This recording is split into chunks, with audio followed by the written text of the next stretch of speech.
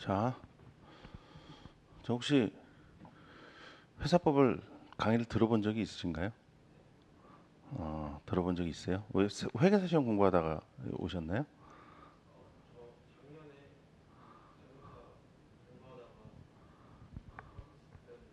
예, 예. 상법을 좀 하다가 그럼 법학과를 나왔다거나 그런 건 전혀 아니시죠? 예, 그냥 회사법만 조금 접해 보신 거죠? 음, 그때는 뭐 다른 학원 선생님 강의를 들어본 적이 있으신가요? 예, 그리고 제일 많이 듣는 강의, 예, 학생들이 제일 많이 듣는 강의 그거 들으셨나요? 지금 녹화되고 있나요? 녹화되고 있어요? 예. 예. 어떤 선생님 강의 들으셨어요? 이름 기억이 안 나요? 어느 학원? 미래경영? 어. 그러면은 제일 많이 지금 제일 유명한 선생님 강의를 들으신 건 아니네요. 그럼 교재는 어떤 걸 보셨어요? 기억이 안 나요? 자,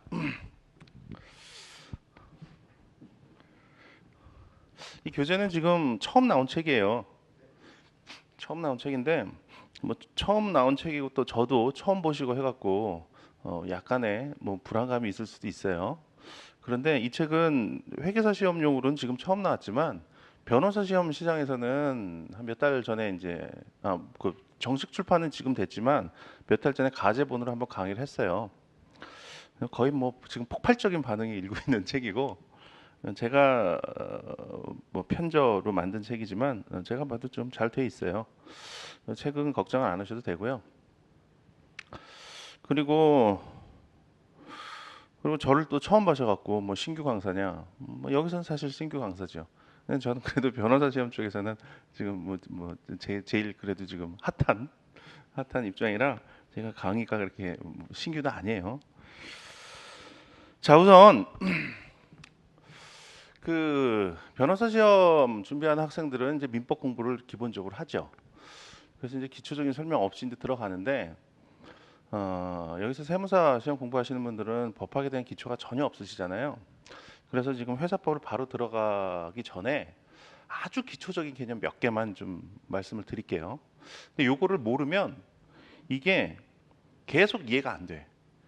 기본적으로 요걸 알고 있다는 전제에서 설명이 되는 거라 이게 뭐 뭔 소린가 뿌옇게 무슨 뭔 것 같긴 한데 뭔가 뭐좀 빠져 있는 듯한 느낌이 들고 그럴 거예요. 뭐 예를 들어서 자본금 충실의 원칙 이렇게 해서 나오면 자본금 충실해야 된다. 할 줄 알 것 같은데 도대체 이게 왜 필요한 건지 감이 잘 안 오고 그럴 거라고. 그래서 그 기초적인 개념 몇 개만 설명을 할게요. 그리고 법학을 처음 공부하시는 분들이 되게 어렵다고 느껴요. 근데 그 어렵다고 느끼는 이유가 첫 번째가 법률 용어가 생소해서 그래요. 이 내용 자체는 이게 별로 어려운 게 아니에요, 법학이. 왜냐하면 우리가 일상적인 그냥 생활을 하면서도 법 속에서 계속 살고 있어요. 지금 당장 편의점에 가서 물건을 하나 사도 사이다 한 병을 사 먹어도 그때 거래가 이루어지고 있고 거기에서 그 법에서 다루는 것들이 법률 효과가 발생하고 있단 말이에요. 근데 그거를 우리가 이제 그냥 인식하지 않고 그냥 생활 속에서 접하고 있는 것뿐이죠. 그래서 법이라는 건 되게 상식적인 거기 때문에 내용은 되게 쉬운 거예요, 사실은. 근데 어렵게 느끼는 이유가 용어가 되게 생소하단 말이에요. 그리고 용어가 한자용어로 돼 있어갖고 되게 어려운 느낌이 나게 돼 있어요. 그래서 되게 권위적이야, 또 용어가. 그래서 용어가 생소하고 권위적인 용어가 이렇게 딱 접하다 보니까 어우, 되게 어렵다. 이렇게 느낀다고요. 내용은 쉬운 건데. 그리고 또 두 번째로 어렵게 느끼는 이유가 이 용어를 딱 그 용어를 보고 이렇게 문장 써 있는 걸 보면 되게 어렵게 써 있어요. 근데 실제 내용은 되게 쉬운 거거든. 되게 쉬운 거라 이걸 읽으면서 이해를 제대로 해도 자기가 이해를 제대로 해도 의심이 들어요. 설마 이렇게 어렵게 써 있는 얘기가 이렇게 쉬운 내용일까? 내가 잘못 이해하고 있는 게 아닌가? 이게 의심이 들면서 자꾸 뭔가 대단한 게 있을 거라고 선입견을 갖고 있어. 근데 대단한 게 없어요. 법에는. 되게 상식적이고 쉬운 얘기예요. 그러니까 내가 이해한 게 대부분 맞아요. 그거를 좀 유념해서 좀 들어주시고요. 자, 우선 법이라는 거에 대해서 기본적인 거를 좀 말씀드릴게요. 우선 법은 보면은 뭐 해야 한다, 뭐 이런 게 나와 있죠. 뭐 해야 한다. 그리고 뭐 하지 않으면 어떻게 된다, 뭐 이런 식으로 나와 있죠. 그러니까 대부분 어떤 식으로 돼 있냐면 어떠한 경우에는 어떠한 효과가 발생한다. 이런 식으로 돼 있어요. 어떠한 경우에는 어떤 효과가 발생한다. 그래서 우리가 일상생활을 하면서 사람이 생활을 하면서 실제로 사건이 일어날 거 아니에요. 사건이라는 거는 무슨 TV 특종에서 나오는 무슨 사건 사고 이런 걸 얘기하는 게 아니라 살면서 뭔가 행동을 할 거 아니에요. 행위를 할 거 아니에요. 그런 걸 이제 토체적으로 사건이라고 하는데 뭐 법률 용어는 아니에요. 법률 용어에서 이제 사실관계라는 표현을 쓰죠. 사실관계. 뭐 예를 들어서 편의점에 가갖고 사이다를 하나 샀다. 이정엽이라는 사람이 2017년 8월 9일 날 편의점에 가서 사이다를 하나 샀다. 이것도 하나의 사실관계예요. 그리고 개똥이라는 사람이 몇 년 몇 월 며칠 차를 타고 가다가 교통사고가 나서 죽었다. 이런 것도 다 사건이고 사실관계죠. 그 사실관계가 법이 정해놓은 이러한 경우에 해당이 되면 법이 정해놓은 효과가 발생을 해요. 근데 이 효과는 어떤 효과가 발생을 하냐면 권리가 발생하거나 의무가 발생해요. 이거 이제 법률 효과라 그래. 권리가 발생하거나 의무가 발생하거나. 물론 권리가 발생, 변경, 소멸하죠. 권리가 발생, 변경, 소멸하거나 의무가 이제 발생, 변경, 소멸한다. 이렇게 돼요. 그러니까 법이라는 거는 이 권리, 의무가 발생하는 게 이제 법률 효과고요. 법률 효과. 법률 효과. 이 법률 효과가 발생하기 위한 요건들도 규정이 되는 거죠. 그리고 그 요건에 사실관계가 해당되면 그 사실관계에 대해서 이러한 권리가 주어지고 의무가 부과된다. 이렇게 된다고요. 예를 들어서 법의 750조, 민법 750조에 보면 불법행위라는 규정이 있어요. 불법행위. 고의 과실로 다른 사람에게 손해를 끼치면 손해배상을 해줘야 된다. 이렇게 나와 있다고. 근데 어떤 사람이 갑이라는 사람이 사실관계 있죠. 갑이라는 사람이 자동차를 타고 가다가 을이라는 사람을 치여갖고 상처를 입혔다. 그러면은 이 사실관계는 750조에서 정한 이러한 경우에 해당하죠. 고의 과실에 의해서 타인에게 손해를 끼친 경우에 해당하죠. 그러면은 법률 효과가 발생을 해요. 어떤 법률 효과가 발생하느냐? 을은 갑에 대해서 손해배상 청구권이라는 권리를 취득하게 돼요. 손해배상 청구. 내가 다쳐갖고 병원 다니라고 한 1,000만 원 들었고, 그리고 그동안 내가 회사 못 다녀갖고 월급 못 받은 게 한 3천만 원 되고, 그러니 4천만 원 지급해라. 라고 청구할 수 있는 권리가 발생을 하죠. 권리가 발생을 하면 거기에 대응하는 의무를 갑은 부담하게 되겠죠. 이런 식으로. 되게 쉽죠? 어려울 거 하나도 없어요. 그러니까 법이라는 건 이제 권리 의무의 발생. 여기에 이제 초점이 맞춰져 있어요. 그러니까 우리는 기본적으로 뭘 봐야 되느냐? 권리가 뭔가? 권리, 법에서 많이 다루는 권리. 요거에 대해서 조금 살펴봐야 돼요. 권리라는 거에는 여러 가지가 있어요. 채권도 있고 물권도 있고 뭐 상속권도 있고 명예권도 있고 뭐 인격권 뭐 있고 뭐 여러 가지가 있는데 우리가 이제 회사법을 공부하면서 관심을 가져야 되는 권리는 가장 관심을 가져야 되는 권리는 요 채권이에요. 채권. 이제 채권 딱 들으면 어디서 많이 들어본 용어죠. 채권이라는 건 주식에 대응하는 개념으로서 채권. 그래갖고 뭐 채권에 투자한다, 주식에 투자한다, 뭐 이렇게 많이 들어봤을 거예요. 근데 여기서 말하는 채권 그런 게 아니에요. 채권에 투자한다 그거는 우리가 이제 저 뒤에서 보는 사채를 말하는 거고 회사채. 여기서 말하는 채권은 좀 달라요. 법률에서 말하는 채권은. 물론 그 사채도 채권 중에 하나긴 하지. 여기서 채권이라는 건 뭐냐? 특정인이 아니가 그러니까 타인에게 어떠한 행위를 요구할 수 있는 권리예요. 타인에게 뭐 해달라고 요구할 수 있는 권리야. 뭐 해달라고? 돈 달라고 요구할 수 있는 권리도 있을 수 있고 아니면은 뭐 계약 내용에 따라서 우리 학원에 와서 강의를 해달라고 요구할 수 있는 권리도 있고 어쨌든 간에 타인에게 뭘 해달라고 요구할 수 있는 권리가 채권이에요. 대표적인 게 금전지급 채권이죠. 금전지급 채권. 돈 달라고 할 수 있는 권리. 이게 이제 대표적인 거죠. 우리 아까 예로 들었던 거, 갑이라는 사람이 자동차 타고 가다가 을을 치었다. 그러면 민법 750조에 정한 불법 행위 요건에 해당이 된다 그랬죠? 그러면 법률 효과가 발생한다 그랬어요. 을은 갑에 대해서 손해배상 채권을 취득을 한다. 4천만 원을 달라고 할 수 있는 권리를 취득한다는 거죠. 그러니까 을이라는 사람이 갑이라는 사람에게, 타인에게 돈 주는 행위를 나한테 해달라. 4천만 원을 지급하는 행위를 해달라라고 청구할 수 있는 권리. 그게 이제 발생을 한다는 거예요. 이게 채권이에요. 여기에 대응되는 개념으로 물권이라는 게 있어요. 물권. 물권이라는 거는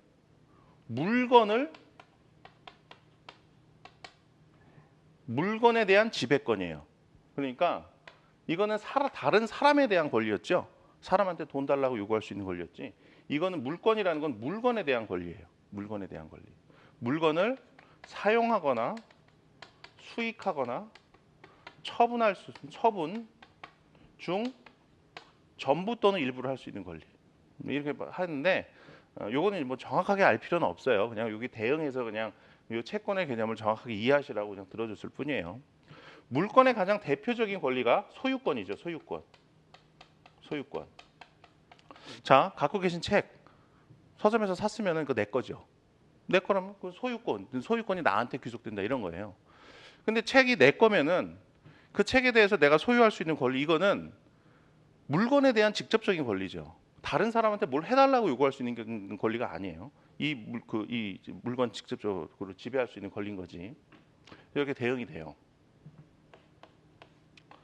물론 물권에서, 이 소유권에서 채권이 파생되기도 해요. 어떤 채권이 파생되느냐? 물권적 청구권이라는 게 파생이 되기도 해요. 용어는 되게 어려운데 별거 아니에요. 물권적 청구권이라는 거는 내 소유물을 내가 지배할 수가 있어요. 사용하고 싶으면 사용할 수도 있고 수익도 할 수 있어요. 수익이라는 건 뭐냐면 이 물건을 통해서 내가 수익을 창출할 수 있는 거예요. 돈을 벌 수 있는 거야. 그러니까 빌려주고 돈 받고 빌려준다 이런 게 이제 수익 활동이라고. 책을 돈 받고 누구한테 빌려주면 그게 책을 통해서 수익을 얻을 수 있는 거죠. 처분이라는 거는 책을 다시 팔아버리거나 아니면은 책을 뭐 찢어버리거나 이런 걸 이제 처분한다 그래요. 사용하는 거면 알죠. 책 뭐 용도대로 쓰는 거 그게 사용이고. 소유권을 가지면은 사용 수익 처분을 다 할 수 있어. 내 맘대로. 근데 여기서 소유권에서 파생되는 채권이라는 건 뭐냐? 정확하게 의미는 채권은 아니야. 정확하게 이제 청구권이죠. 청구권. 채권은 아니지. 정확하게 표현하면 청구권이지. 소유권에서 어떻게 청구권이 파생이 되느냐? 다른 사람이 내 물건을 가져갔어. 그러면 야, 그거 내 거야. 돌려줘. 라고 요구할 수 있죠. 그 사람한테. 그러니까 타인에 대해서 돌려주는 행위를 요구할 수 있는 권리. 이 권리가 생긴다고. 그래서 소유권에서도 이 청구권이 이게 파생이 되기도 해요. 근데 이거는 뭐 그냥 그런 거 알 필요 별로 없고 요 정도만 아시면 돼요. 뭐 별로 어려운 개념 아니죠. 우리가 일상생활에서 다 접하고 있는 개념들이에요. 그냥 그거를 용어화했을 뿐이지. 자, 근데 이 채권에 우리가 관심을 가져야 되는데 특히 금전지급 채권. 이거는 다른 사람한테 뭘 해달라고 요구할 수 있는 권리라 그랬죠. 근데 다른 사람이 그걸 안 해주면 어떻게? 안 해주면. 예를 들어서 갑이라는 사람이 을이라는 사람으로부터 책을 한 권 샀어요. 책을 한 권 사면 얘는 돈을 주고 얘는 책의 소유권을 얘한테 넘겨줘야 되죠. 책을 한 권 샀어요. 매매 계약이 체결이 되면 갑은 을한테 책 값을 줘야 될 의무를 부담하고 그리고 을은 갑에게 책의 소유권을 이전해 줘야 될 의무를 부담해요. 그걸 거꾸로 얘기하면 을은 갑에 대해서 금전 지급 채권을 취득하게 되고 갑은 을에 대해서 책의 소유권의 이전을 청구할 수 있는 권리를 취득하게 되죠. 자, 요 단계에서 갑은 을이 갖고 있는 그 책에 대해서 아무런 권리도 없어요. 책에 대해서 책은 아직도 을 거야. 이 책의 소유권은 을에게 귀속된다고. 아직은. 매매 계약이 체결됐다 하더라도. 갑은 할 수 있는 건 뭐예요? 을한테 그 책 소유권 나한테 넘겨줘 라고 요구할 수 있는 권리만 생긴 거예요. 근데 안 넘겨주면 어떻게 해? 안 넘겨주면 소송 걸어야죠. 뭐 소송 걸어야죠. 채권에는 효력이 네 가지가 있어요. 청구력이라는 게 있어요. 청구력이 방금 그거야. 정당하게 청구할 수가 있어. 아니 내가 책에 대한 매매 계약을 체결했고 내가 돈까지 주지 않았냐. 그러면 너 책에 대한 소유권 나한테 넘겨줘라고 정당하게 청구할 수 있는 권리. 청구할 수 있는 힘. 그게 이제 청구력이에요. 채권이 없으면 청구할 수 있는 권리도 없죠. 매매계약 체결되지 않은 상태에서 갑이 을한테 야, 네 책 나한테 줘라고 요구하면 을이 미친놈아, 내가 그걸 왜 줘? 이럴 거 아니에요. 응? 그래서 채권을 취득하면 이렇게 어떠한 행위를 해달라고 청구할 수 있는 힘이 있다. 근데 청구할 수 있다. 아무리 청구를 해도 안 해주면 어떡할 거냐고. 안 해주면. 그래서 소구력이라는 게 있어요. 채권에는 소구력. 용어 알 필요 없어요. 알 필요 없어. 그냥 한번 들어보세요. 그냥 듣기만 하세요. 소구력이라는 건 뭐냐면 소송을 걸 수 있다는 거야. 소송을 걸 수 있어. 갑이 을한테 법원에다가 이제 소송을 거는 거예요. 안 준다고 그냥 가갖고 이 책 자기가 가져오면 안 돼. 그러면은 절도죄로 처벌받아요. 그건 그런 건 없어. 채권에 그런 힘은 없어요. 소구력. 소송을 걸 수 있는 힘이에요. 소송 뭐라고 하냐? 소장에다 이렇게 쓰는 거지. 소장에다가 원고, 갑, 피고, 을 이렇게 해갖고 청구 취지라는 거는 판사한테 이러한 판결을 좀 해주세요라고 요구하는 걸 여기다 쓰는 거예요. 청구 취지. 그러니까 청구 취지에다 뭐라고 쓰냐면 피고 을은 원고 갑에게 어떠한 책에 대한 소유권을 이전하라라는 판결을 구합니다. 이렇게 써요. 그리고 이제 소장 두 번째 페이지부터 이제 청구 원인이라고 해갖고 판사님 제가 몇 년 몇 월 며칠 을과 매매 계약을 체결했습니다. 그리고 제가 몇 년 몇 월 며칠 그 매매 계약에 따라서 그 책값을 지불을 했습니다. 그러니 저는 을에게 책에 대한 소유권을 이전을 청구할 수 있는 채권이 생겼습니다. 근데 저놈이 안 줍니다. 그러니 판결에 의해서 좀 받을 수 있게 해주십시오. 이렇게 청구원이다 그렇게 쓴다고요. 그리고 이제 거기다가 증거를 첨부하죠. 매매 계약서. 뭐 물론 책 한 권 사는데 매매 계약서까지 작성은 안 하겠지만 매매 계약서. 그 다음에 을에게 책값 보내준 계좌 내역 이런 걸 청구를 하면 판사가 매매 계약 체결된 거 맞고 돈 준 것도 맞네. 그러면은 갑은 을에 대해서 책의 소유권을 이전을 청구할 수 있는 권리가 생겼네. 이렇게 생각을 한단 말이에요. 그리고 판결을 해요. 판결을 하는데 판결에는 뭐라고 나오냐면 판결에는 판결 이렇게 써 있어요. 그리고 이제 원고 누구, 피고 누구 이렇게 써 있고 여기 이제 주문이라고 써 있어요. 주문에 뭐라고 나오냐? 피고 을은 원고 갑에게 어떠한 책에 대한 소유권을 어떤 책에 대한 책을 인도하라 이렇게 나온다고. 인도하라. 넘겨주라는 거야. 넘겨주라. 그러니까 소유권 이전해 주라는 거지. 그렇게 법원이 명령을 하는 거예요. 을한테 명령을 하는 거야. 법원이 판결을 했다고 해서 이 책의 소유권이 갑에게 넘어가진 않아요. 법원은 그냥 명령만 할 뿐이야. 야, 판사인 내가 봤더니 매매계약 체결된 거 맞고 그리고 너 갑으로부터 책값 다 받은 거 맞는 거 같아. 그러니까 너는 갑한테 책 소유권 넘겨줘. 이렇게 명령만 하는 거예요. 근데 명령을 받고도 을이 안 넘겨주면 어떡해? 안 넘겨주면 어떡해? 여기에 이제 집행력이라는 게 있어요. 집행력. 요게 이제 중요해요. 안 넘겨주면 그러면은 갑이 어떻게 하냐면 요 판결문을 들고 법원 집행과에 가요. 집행과에 가갖고 집행관님이 강제로 가서 요 책 뺏어다가 나한테 소유권 이전 좀 해주세요. 이렇게 한다고. 그러면은 판결 보고 집행관이 판사님 이런 명령을 하셨는 게 맞구만. 그러면 우리 갑한테 소유권 넘겨줘야지. 집행관이 가갖고 뺏어 와서 얘한테 넘겨줘요. 그러면 그제서야 이 책에 대한 소유권은 얘한테 이전이 되는 거예요. 이렇게 되는 거예요. 이게 채권에는 청구력과 소구력 그리고 집행력 이런 힘이 있다. 집행력에 의해서 채권은 궁극적으로 만족을 얻을 수 있는 거다. 이걸 기본적으로 알고 계셔야 돼요. 자, 지금 우리는 물건 인도 청구권이라는 그 채권을 갖고 예를 들었어요. 근데 채권의 가장 대표적인 거는 금전지급 채권이죠. 금전지급 채권. 자, 이 경우를 보자고요. 을이 갑한테 책을 넘겨줬는데 갑이 아직도 책값을 안 줘. 책이 뭐 예를 들어서 만 원이다. 근데 만 원을 안 줘요. 만 원을 안 주면 을은 어떻게 해야 되겠어요, 그때? 을도 똑같이 해야지. 을은 갑에 대해서 금전 지급 채권을 갖고 있잖아. 책값이 만 원이면 만 원을 지급해줘라고 청구할 수 있는 권리를 가졌잖아요. 그 권리를 가졌어. 그리고 달라 그러겠지. 청구력을 행사해서.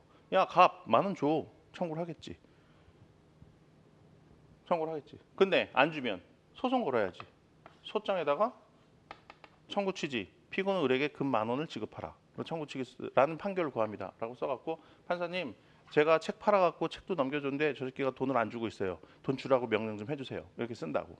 그럼 판사가 매매 계약서 보고 책 넘겨준 거 다른 증거를 통해서 보고 맞는 것 같다. 그러면은 피고 을은 갑은 원고 을에게 금 만 원을 지급하라. 이런 명령을 해요. 그래도 안 주면 이제 집행을 하죠. 여기서부터가 이제 중요해요. 집행을 하지. 집행을 어떻게 하느냐? 을이 판결문 들고 집행가에 가요. 집행가에 가고 집행 좀 해주세요. 그러면은 법원에서 갑의 재산을 경매를 붙여갖고 팔아요. 그 다음에 돈이 생겼죠? 팔았으니까 그 돈을 얘한테 줘.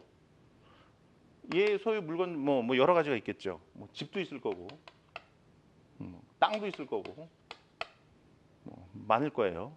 근데 이런 걸 팔아. 만 원 받자고 집 파냐 얘가 좀 현실적이진 않은데 예를 들어서 얘가 받을 권리가 책값 만 원이 아니라 1억 원을 빌려줬는데 1억 원을 안 갚는다. 그러면 1억 원을 지급하라는 소송 똑같이 걸 수 있겠죠? 그래서 승소를 하면 피고는 원고에게 그럼 1억 원을 지급하라. 이렇게 판결이 나온다고. 그러면 그 판결을 갖고 집행가에 가서 집행해달라 그러면 법원에서 집행을 해줘요. 얘가 갖고 있는 집 경매 붙여서 팔아갖고 1억 5천에 팔렸다. 그러면 1억 5천 받아다가 법원에서 1억 얘한테 주고 5천만 원 남는 거 얘한테 다시 준다고. 이런 식으로 한단 말이에요. 그게 이제 집행이에요. 집행. 채권에 이런 집행력이 있다고. 그러니까 채권을 실현하는 데는 두 가지 절차가 있죠. 첫 번째 소송 절차가 있어요. 소송 절차는 아까 얘기한 것처럼 소송 걸어갖고 판결까지 받는 거야. 을이 갑한테 만 원이든 1억이든 채권을 갖고 있다라는 거를 확인을 하고 법원에서 명령을 하는 거죠. 돈 1억 원이든 만 원이든 줘라. 명령을 하는 절차죠. 두 번째는 강제 집행 절차가 있어요. 강제 집행 절차. 방금 얘기한 이 집행력에 의해서 확보된 집행력을 실현하는 절차가 이 강제 집행 절차예요. 근데 이거는 이제 판결문을 들고 집행가에 가갖고 법원 집행가에 가갖고 얘기를 하면 이제 집행가에서 얘 재산을 강제로 팔아갖고 얘한테 돈 주고 남는 거 다시 얘한테 돌려주고 이 절차가 이제 강제 집행 절차라고. 강제 집행 두 가지 절차. 근데 소송 걸어갖고 1억 원 지급하라는 판결이 났는데 돈 줘야 될 갑이 재산이 하나도 없으면 어떻게 될까? 강제 집행을 할 재산이 하나도 없으면 결국 돈 못 받는 거예요. 그거는. 얘 재산이 있어야만 강제 집행 절차에서 경매 붙여갖고 팔아갖고 그 돈으로 얘가 돈을 실제로 받을 수 있다고. 얘 재산이 없으면 결국 못 받는 거야.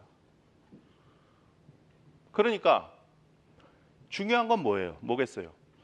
권리가 있다라는 걸 요거에 의해서 확인받는 거 그것도 중요하지만 이 채권을 갖고 있는 사람을 채권자 거기에 대응해서 채무를 부담하고 있는 자를 채무자라고 불러요. 채무자한테 재산이 있어야 된다고. 재산이 없으면 결국 돈 못 받아요. 요 부분이 중요해요. 우리 회사법을 공부하면서 채무자에게 재산이 없으면 결국 돈 못 받는다. 채권자는. 그 부분을 기억을 하고 있어야 돼요. 나중에 이제 자본금 충실의 원칙이니 이런 거 나오면은 요걸 모르고 있으면은 도대체 뭔 소리인지 이해가 안 돼. 아니 돈 받을 거 있으면 받는 거 아닌가? 이렇게 생각하게 된다고. 근데 재산이 없으면 돈 못 받게 된다라는 거. 그거를 기억을 해두셔야 돼요. 채권이 그런 거다. 그리고 두 가지 절차에 의해서 이 채권은 실현되는 거다라는 거 기본적으로 알고 계셔야 돼요. 자, 그 다음에 우리가 지금 두 번째, 이제 채권의 개념은 이제 봤죠. 채권의 개념은 봤어요. 우리 권리 중에 대표적인 거 채권을 봤죠. 이 채권에 대응하는 의무는 뭐예요, 그럼? 권리가 있으면 거기에 대응하는 의무가 항상 있지. 아까 뭐라 그랬어요? 채무라고 그랬잖아. 채무라고 불러요. 그래서 채권을 갖고 있는 사람은 채권자, 거기에 대한 채무를 부담하고 있는 사람은 채무자 이렇게 부른다. 라는 거 기본적으로 알고 있어야 돼요. 그 다음에 권리 능력이라는 개념을 기본적으로 우리가 좀 알아야 돼요. 권리 능력. 권리 능력이라는 건 뭐냐? 권리를 취득할 수 있는 자격이에요. 권리를 취득할 수 있는 자격. 자, 이런 도대체 그렇게 얘기하면 뭐 그런 걸 왜 따져야 돼? 하는데, 자, 개가 권리를 취득할 수 있을까요? 개가 재산을 가질 수 있을까? 개는 재산을 가질 수 없어요. 개는 권리를 가질 수 있는 능력이 없어. 권리를 가질 수 있는 자격은 오로지 사람만이 가져요. 사람만이 가져요. 개, 돼지 이런 애들은 권리의 주체가 될 수 없어. 사람만이 권리를 가질 수 있어요. 자, 근데 우리 사람이라는 거는 두 개로 나뉘어요. 사람이 왜 두 개죠? 남자와 여자로 나뉘나? 그건 아니고 우리가 지금 보통 생각하고 있는 사람, 저도 사람이고 뭐 학생들도 사람이고 다 사람이죠. 그런 사람을 자연인이라고 불러요. 자연적으로 사람이 된 거지. 자연인. 우루사 간거할 때 나는 자연인이다 그거 아니에요. 우리 같은 이런 다 사람을 그냥 자연이라고 부르는 거야. 근데 법에서는 이 법인이라는 개념이 있어요. 법인이라는 거 들어는 보셨죠? 뭐 법무법인 뭐 이런 것도 들어보셨고 회계법인 이런 것도 세무법인 들어보셨잖아요. 이 법인이라는 게 뭐냐? 우리가 들어는 봤는데 정확히 뭐냐? 법인이라는 거는 법에 의해서 사람으로 간주된 주체예요. 법에 의해서 사람으로 간주돼 갖고 권리 능력을 갖는 자예요. 그러니까 법인이라는 건 원래는 존재하는 게 아니지. 원래는 존재하지 않았어요. 세상에 없는 거예요. 그런 건. 근데 사람들이 어떤 편의에 의해서 법인이라는 걸 만들어 놓고 그게 권리의 귀속 주체가 될 수 있도록 했어요. 법인에는 두 가지가 있어요. 사단법인과 재단법인 이런 게 있어요. 재단법인. 사단법인이라는 건 뭐냐면 여러 사람의 모임, 단체. 요 단체에다가 권리 능력을 부여한 거예요. 단체에다가. 재단이라는 거는 재산의 모임에다가 권리 능력을 부여를 한 거죠.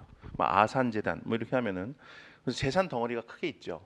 거기에다가 아산재단 그 재산 덩어리에다가 권리 능력을 부여를 해서 걔가 이제 거래 주체가 될 수 있도록 한 거예요.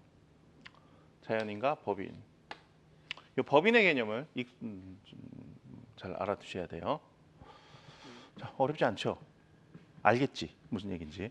자, 요걸 기본적으로 알고 우리가 회사법을 좀 공부하기 시작하자고요.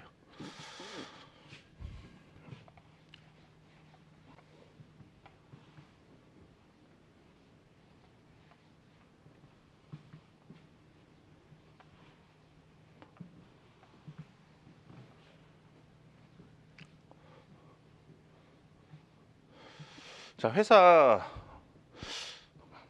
회사법. 여기 개념부터 이렇게 해야 되는데 제가 모든 강의에서 회사법 하기 전에 우선 회사법을 좀 개관을 해요. 한번 중요한 내용. 그러니까 개관을 하는데 우선 회사법에 등장하는 개념을 한번 제가 소개를 다 해요. 그거를 우선 한번 보자고요. 우선 우리 그 회사법에는 회사의 종류가 5가지가 있어요. 한명회사, 합자회사, 유한책임회사, 주식회사, 유한회사 이렇게 5가지가 있어. 근데 우리는 주식회사를 위주로 해서 공부를 할 거예요.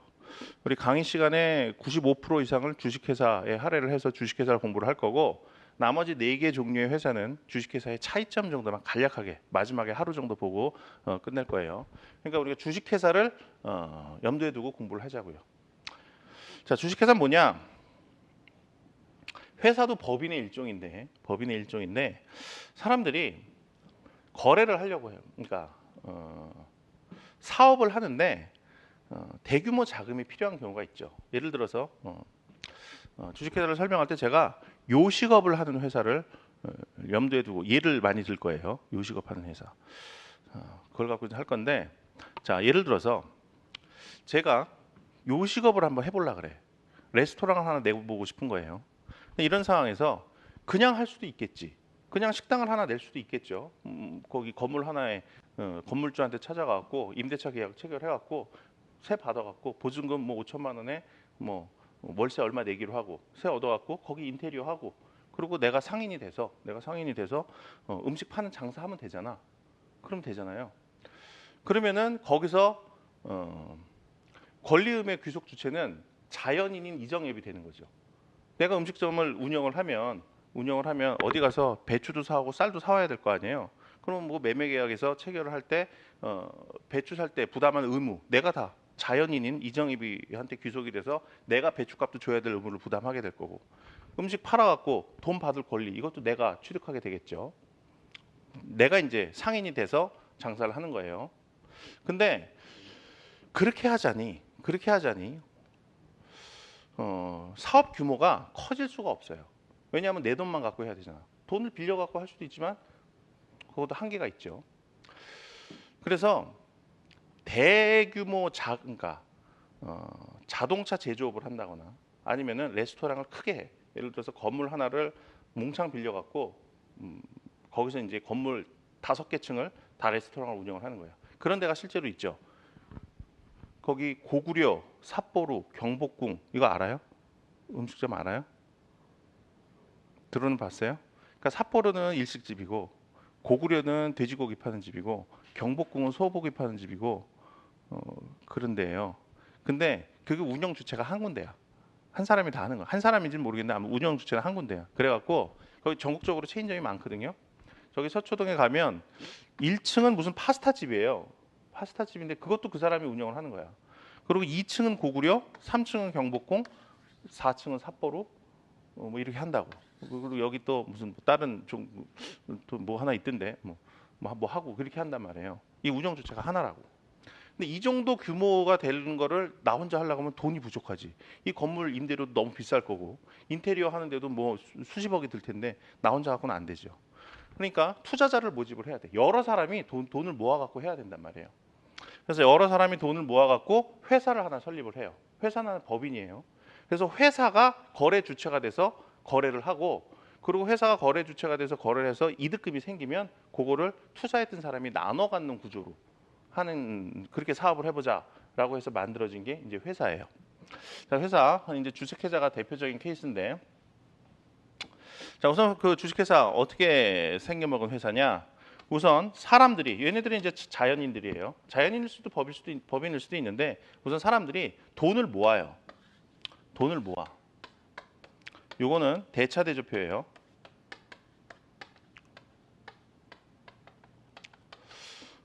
우리 이제 세무사 회계사 공부하시는 분들은 이걸 재무상태표라고 배우죠. 예전에는 대차대조표라고 그랬는데 여기 용어가 재무상태표로 바뀌었죠. 몇 년 전에. 상법에서는 그 용어가 아직 반영이 안 됐어요. 그래서 상법전에 아직도 대차대조표라는 용어가 쓰여져 있어. 그래서 아무래도 우리는 상법을 공부하는 거니까 옛날 용어지만 법전상의 용어를 쓸 수밖에 없거든. 그래서 그냥 대차대조표라고 부르는 거예요. 제가 재무상태표라는 용어를 몰라서 이렇게 대차대조표라고 그러는 게 아니야. 자, 우선 요 투자자들이 돈을 모아요. 돈을 모아. 그리고 요 돈을 종잣돈으로 해서 이제 사업을 하는 거예요. 사업을 해갖고 돈을 벌면 그 돈을 얘네들이 이제 나눠 갖는 거죠. 자, 우선 그러려면 종잣돈이 있어야 되니까 돈을 모아요. 근데 얘네들은 회사에서 요 돈 모은 애들은 보통은 직접 경영에 관여하진 않아요. 물론 이 중에 일부가 직접 경영에 관여를 하겠지. 할 수도 있겠지. 응? 할 수도 있겠는데 얘네들이든 뭐든 아무튼 얘네들이 전부 다 경영에 관여해 갖고 직접 경영을 하진 않아. 얘네들은 우선 투자만 해요. 돈만 모아. 그리고 경영은 누가 하느냐? 경영 전문가를 뽑아서 걔한테 경영을 맡겨요. 주식회사에서는. 그래서 경영 전문가 얘를 뭐라고 부르냐면 이사라고 불러요. 이사. 얘네들이 이사예요. 그러니까 주식회사에서 회사의 경영을 담당하는 자, 얘네들 이사라고 불러요. 얘 이사가 이제 경영을 얘네들을 대신해서 해주는 거야. 근데 이사는 누가 뽑느냐? 당연히 돈 낸 애들이 뽑아야지. 이 돈 낸 애들이 요 회사의 주인들이에요. 주인들. 이 회사의 주인을 사원이라고 불러. 그리고 주식회사의 사원은 특히 주주라고 부르죠. 회사법에서 사원이라 그랬을 때 그 사원은 그 회사에서 월급 받고 일하는 사람을 말하는 게 아니에요. 우리가 보통 사원이다 그러면은 회사의 사원이다 그러면은 일반적인 용어에 의해서는 회사에 취직 처음 한 사람을 사원이라고 부르죠. 회사에 취직 처음 한 사람 사원이었다가 조금 일하면 대리되고 좀 더 하면 차장, 부장, 그 다음에 뭐 상무, 전무 이렇게 되죠. 이사, 상무, 전무 이렇게 진급을 하지. 거기서 말단 사원, 얘를 사원이라고 부르는데 회사법에서 사원은 그런 의미가 아니에요. 회사의 주인이 사원이야. 회사의 주인. 그러니까 회사에 투자한 주체들, 회사의 주인들 얘를 말하는 거예요. 이 사원들이 그러니까 주식회사에서는 주주가 모여갖고 다수결로 이사를 뽑아요. 경영 잘하는 사람을. 근데 이 주주들은 평상시에는 회사에서 경영을 하지 않는다 그랬어요. 평상시에서는 저처럼 이렇게 학원에서 강의를 할 수도 있고 변호를 할 수도 있고 학원에서 공부를 하는 학생일 수도 있어요. 근데 여기서 이제 주식에 돈만 주식회사에 투자만 하는 거지. 돈만 넣어놓는 거지. 평소에는 자기 생업에 종사하다가 회사에서 아주 중요한 의사 결정을 할 때만 회사에 모여갖고 다수결로 뭔가 의사 결정을 해요. 그때 회사에 모여갖고 다수결로 의사 결정을 하는 그 기관을 주주총회라고 불러. 주주총회.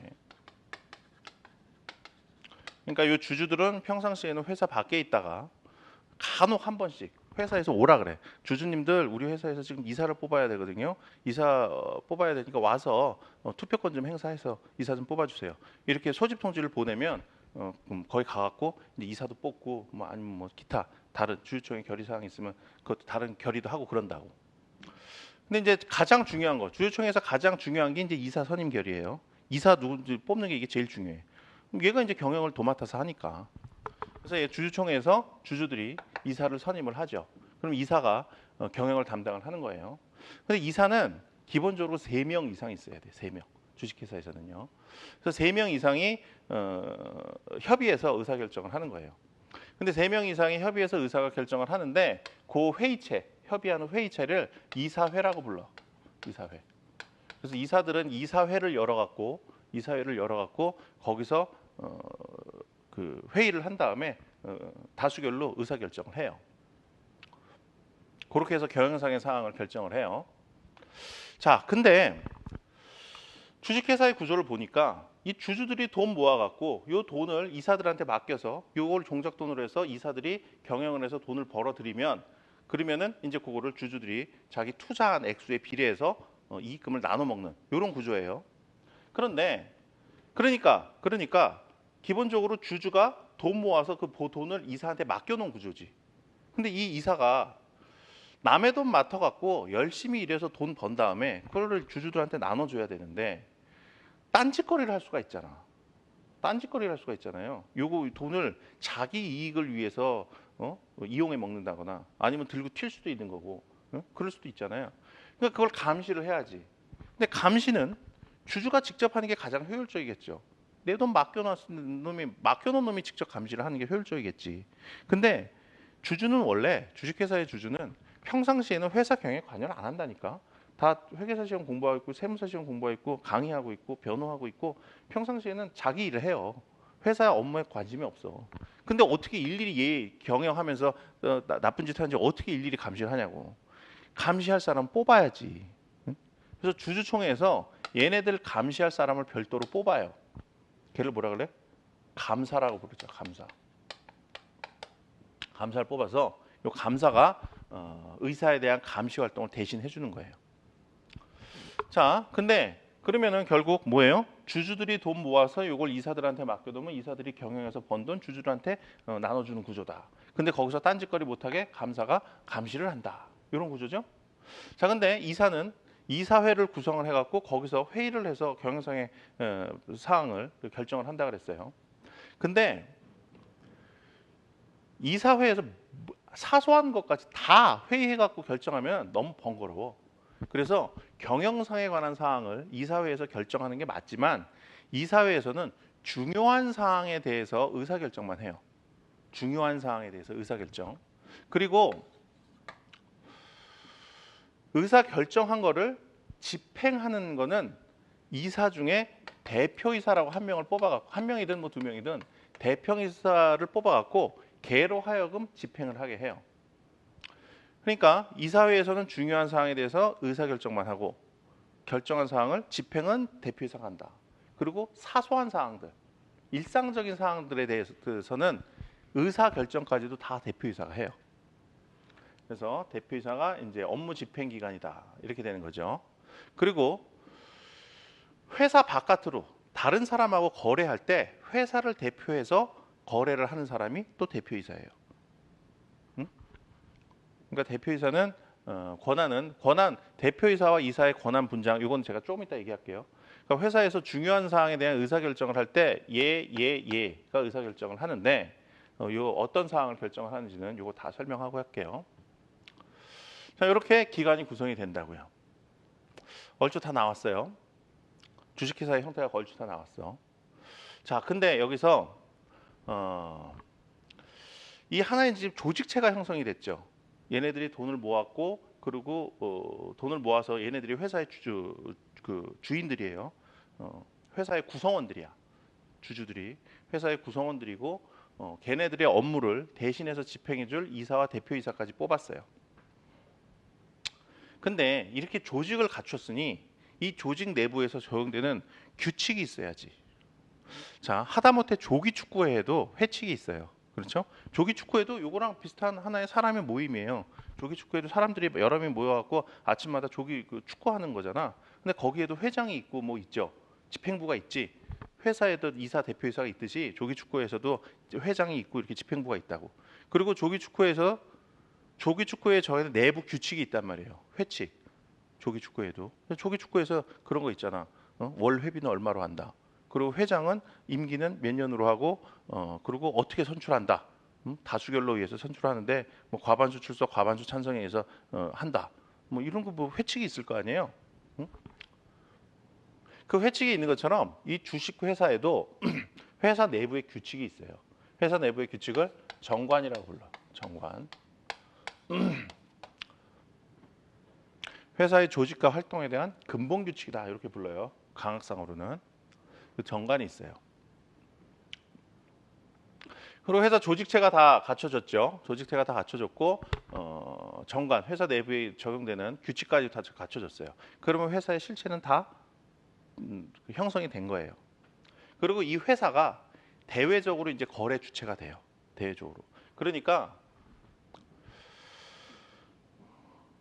얘가 이제 무슨 매매를 한다, 물건을 사고 판다 이런 거 할 때도 회사가 거래 주체가 돼서 거래를 하는 거예요. 이 회사의 주인들인 주주가 거래 주체가 되는 게 아니에요. 이 회사가 거래 주체가 되는 거지. 자, 회사가 거래 주체가 된다는 얘기는 무슨 얘기냐? 회사가 권리 의무의 귀속 주체가 된다는 얘기죠.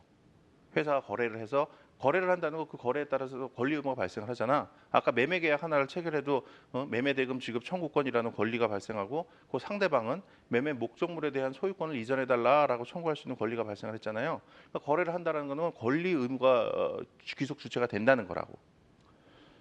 권리 의무의 귀속 주체가. 그래서 얘는 이 조직을 다 갖추고 그리고 등기를 하면 등기라는 건 뭐냐?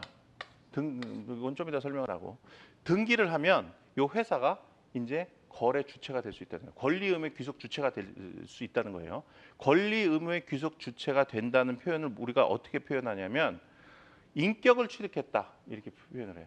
인격을 취득했다. 여기서 인격이라는 거는 권리 의무의 귀속 주체를 말하는 거예요. 인격을 취득했다라는 거는 권리 능력을 취득했다라는 거예요. 인격이라는 권리 능력을 말해. 우리가 인격이라 그러면 보통 저 사람 인품이 참 훌륭하네, 인격이 훌륭하네. 여기서 인품을 얘기하잖아. 근데 여기서 말하는 인격이라는 거는 인품을 얘기하는 게 아니에요. 권리 능력을 얘기하는 거야. 그래서 얘가 등기를 하면 이제 법인이 돼요. 법인. 사람이 되는 거야. 사람이 되는 거예요. 그래서 A 회사 이렇게 되는 거지. A 회사가 권리 의무의 귀속 주체가 이제 되는 거예요. 이 주주들과 별개의 권리의무 귀속 조치가 된 거예요. 그래서 얘가 이제 대외적으로 거래를 할 때 계약서 같은 거를 쓴다.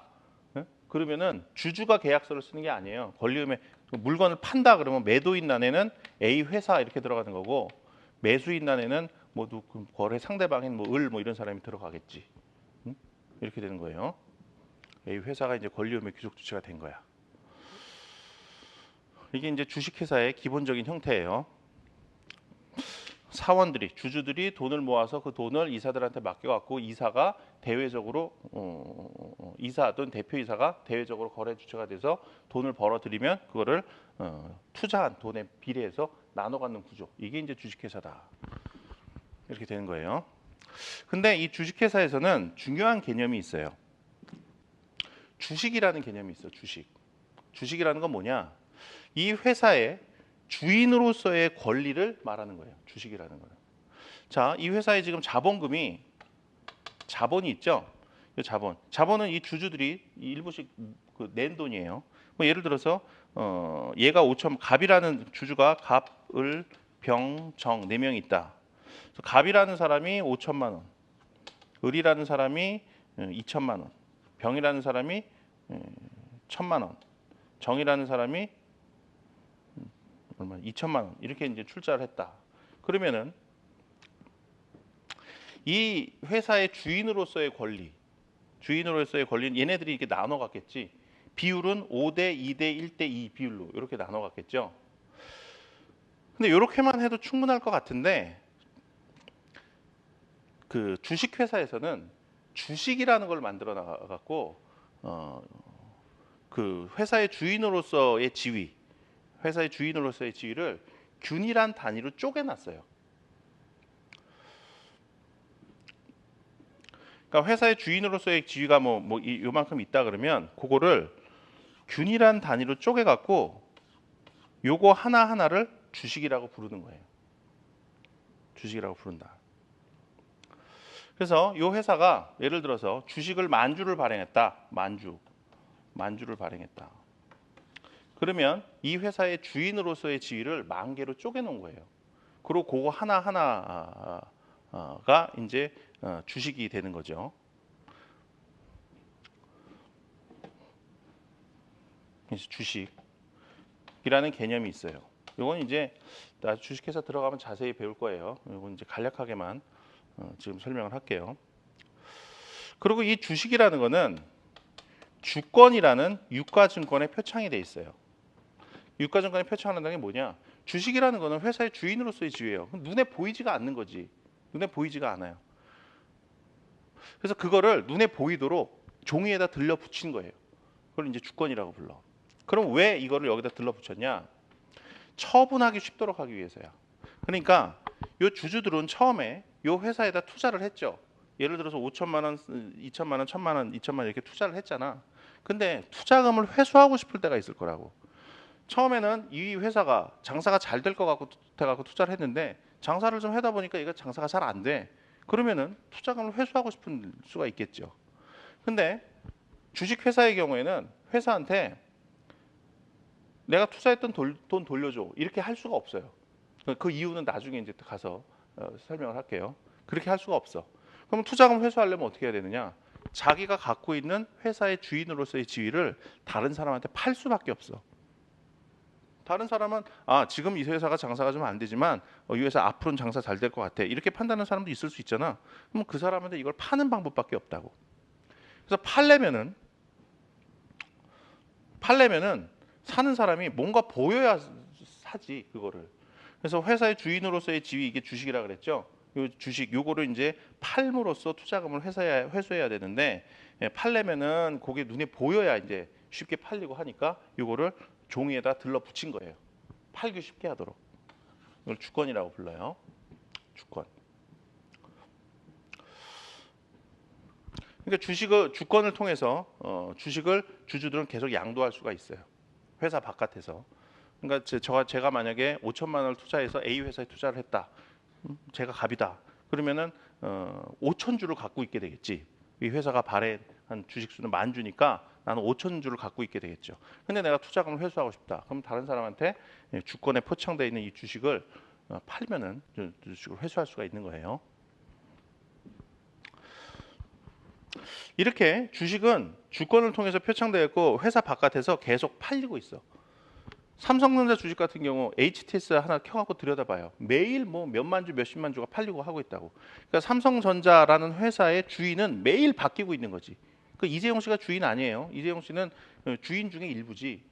근데 좀 많은 주식을 갖고 있다 뿐이지 삼성전자의 주인이 이재용 씨는 아니라고. 삼성과 그 가가의 주인은 아니라고. 그 주식을 갖고 있는 사람은 누구든 주인이에요. 근데 주인으로서의 지분이 작을 뿐이지. 저도 삼성전자 주식 한 주만 사면은 삼성전자의 주인이 되는 거예요. 주주가 되는 거니까. 그래서 회사 바깥에서 회사 주인은 계속 바뀌고 있다고. 그런데 회사는 돈 벌어서 주주들한테 이거 나눠줘야 되죠.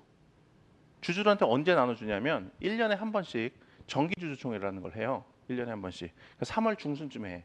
그때 결정을 해갖고 1년 동안 이득금을 주주들한테 나눠주는 거야. 1년에 한 번 그렇게 나눠줘요. 그리고 이사 선임 결의를 한다, 뭐 이사 해임 결의를 한다 이런 거 할 때 주주총회에 모여갖고 선임 결의를 해야 된다 그랬죠.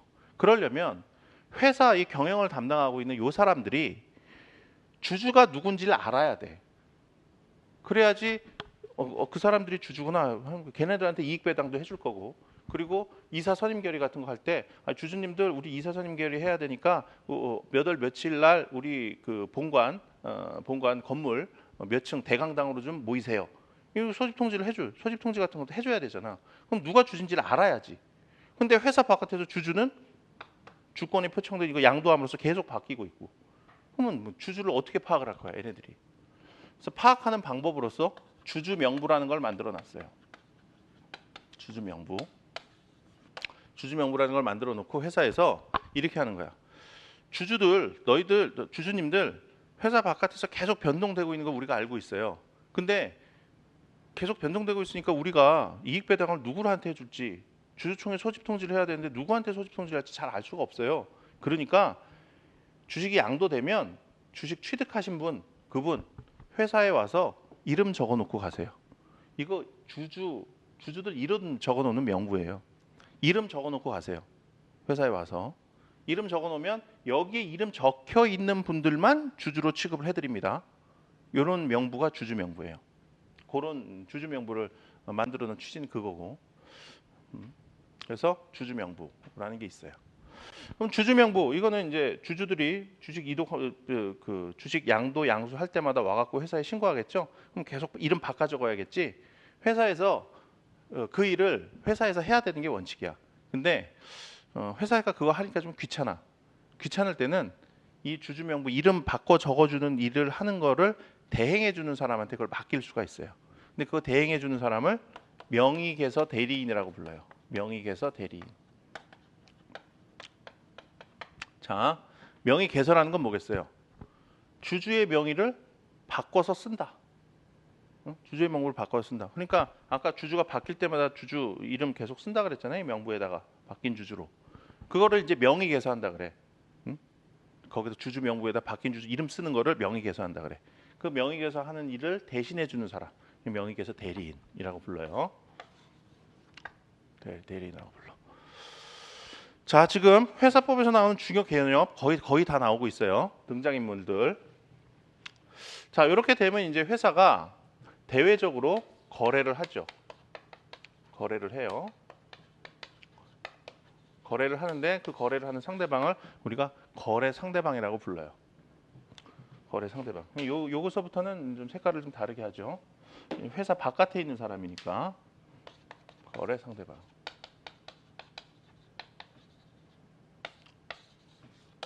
자, 근데 거래 상대방 입장에서 이 회사하고 거래를 해야 돼요. 근데 자연인하고 그냥 거래를 하면 그 사람이 앞에 있으니까 그 사람하고 거래를 그냥 하면 돼. 근데 거래 상대방의 입장에서 회사하고 거래를 하려면 이 회사에 관한 중요한 정보를 뭔가 알아야 될 거예요. 그렇겠죠? 이 회사에 관한 중요한 정보. 예를 들어서 회사하고 거래를 하려면 기본적으로 대표이사하고 거래를 해야 돼. 근데 대표이사하고 하지 않은 거래는 무효예요. 대표이사하고 거래를 해야 돼. 근데 거래 상대방 입장에서 A 회사하고 거래를 하고 싶은데 대표이사랑 거래를 해야 되니까 대표이사가 누군지를 알아야 될 거 아니에요. 그러니까 알려면 어떻게 해야 돼? 회사가 알려줘야지. 회사가 알려줘야 알지. 그래서 회사는 이 회사에 관한 중요한 정보를 법원의 법인 등기부라는 데다가 등록을 해놔요. 그러면 우리는 인터넷 들어가갖고 A 회사에 관련 이렇게 쳐갖고 법인 등기부에 들어가 보면 A 회사와 관련된 중요한 정보가 이 등기부에 다 기재가 돼 있어요. 그러면은 A 회사랑 거래하고 싶은 사람은 거래 상대방은 그 등기부를 보고 이 회사는 이러이러한 중요한 정보 파악을 한 다음에 거래를 하면 되는 거예요.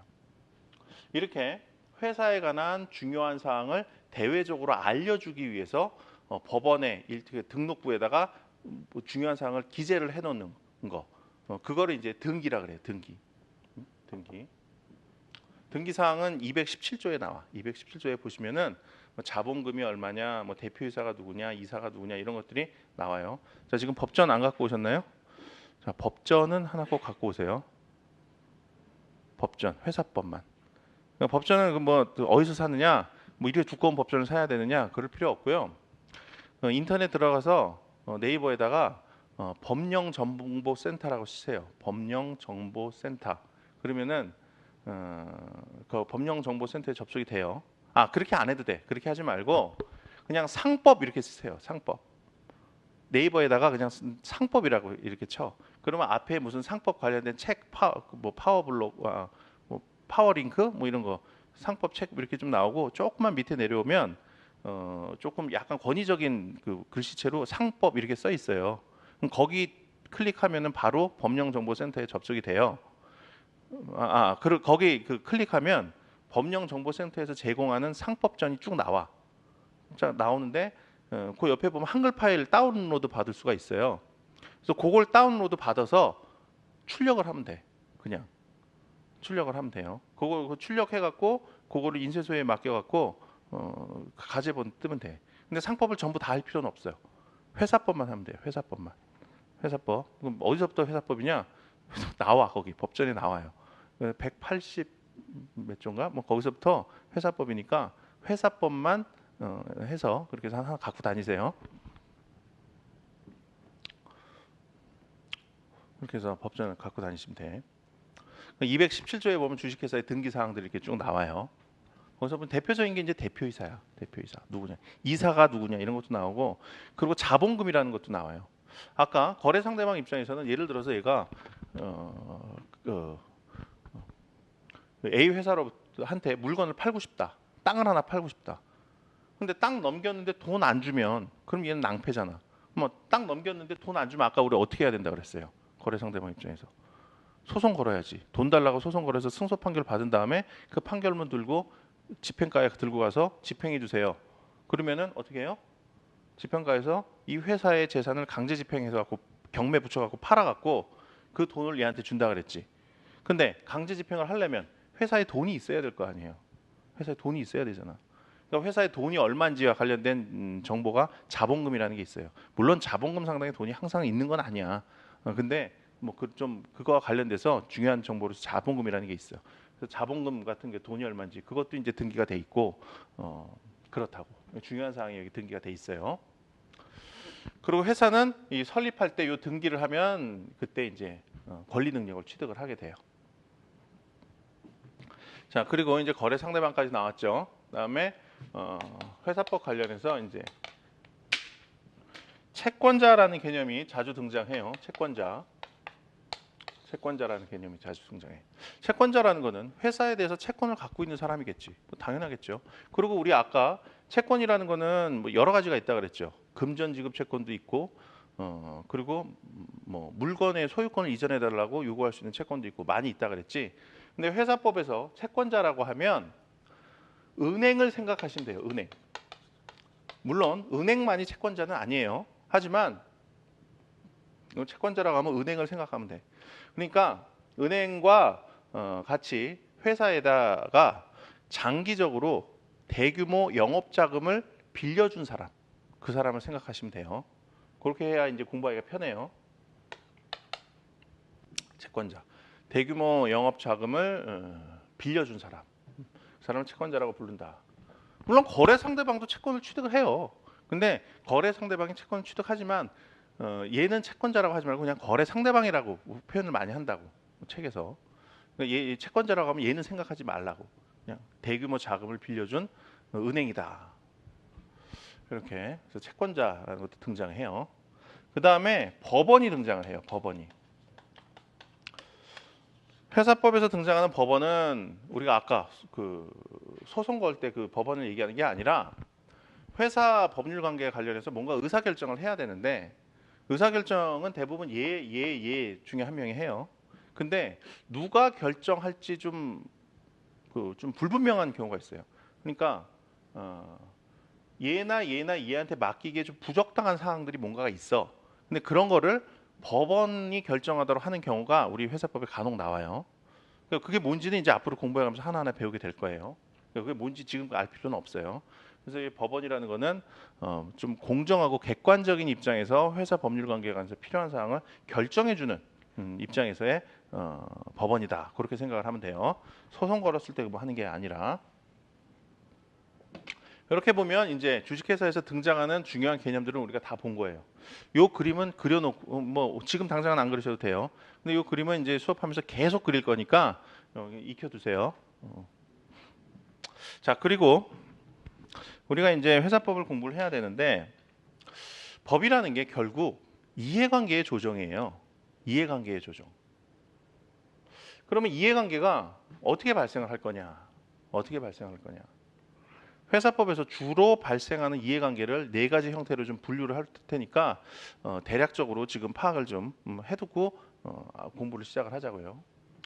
첫 번째로 회사와 거래 상대방 간의 이해관계의 조정. 이게 회사법에서 되게 중요한 테마로 다뤄져요. 예를 들어서 이런 게 있어요. 회사 입장에서 이렇게 해놨어. 회사 입장에서 대외적인 거래는 대표이사가 한다 그랬죠. 그렇죠? 근데 대표이사가 대외적인 거래를 하는데 주주들 입장에서는 저 대표이사가 좀 못 믿어온 거야. 못 믿어서 그냥 좀 작은 거래는 대표이사 혼자 해도 되는데 5억 원 이상에 해당하는 거래, 그런 거래를 대표이사가 혼자 하게 놔두면은 뭔가 대표이사가 돈 거래했다가 그 돈 들고 튈 수도 있고, 그래서 좀 불안한 거야. 그래서 주주들이 정관에다가, 이 정관이라는 건 회사 내부에 적용되는 규칙이라 그랬죠. 회사의 조직과 활동에 관한 근본 규칙이라 그랬어요. 이 정관은 이제 주주들이 정해요. 정관에다가 뭐라고 써놨냐면 대표이사가 우리 회사에는 대표이사가 5억 원 이상의 거래를 할 때는 이사회 승인을 받아서 해야 된다. 혼자서는 못한다. 이렇게 정해놨다고 쳐봐. 응? 그렇게 정해놨다고 쳐봐요.